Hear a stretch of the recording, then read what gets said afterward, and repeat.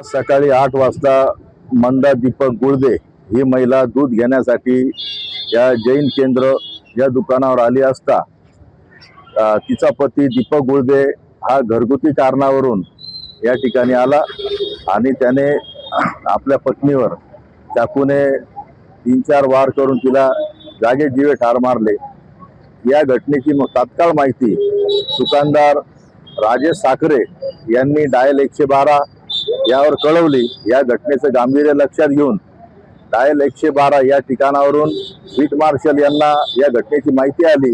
आमचे beat marshal तात्काळ घटनास्थळी पोहोचले। आरोपीला उपस्थित जनसमुदायाच्या मदतीने ताब्यात घेतले आणि पोलीस स्टेशनला घेऊन आले। या प्रकरणावरून गुन्हा दाखल करण्याची प्रक्रिया सुरू आहे।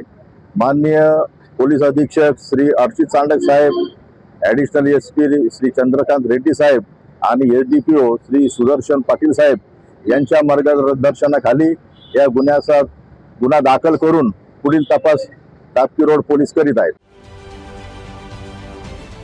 महाराष्ट्रातील सर्व बातम्यांचे विश्वासार्ह व्यासपीठ सकाळच्या सर्व सोशल मीडिया प्लॅटफॉर्मला लाईक, फॉलो आणि सबस्क्राईब करा।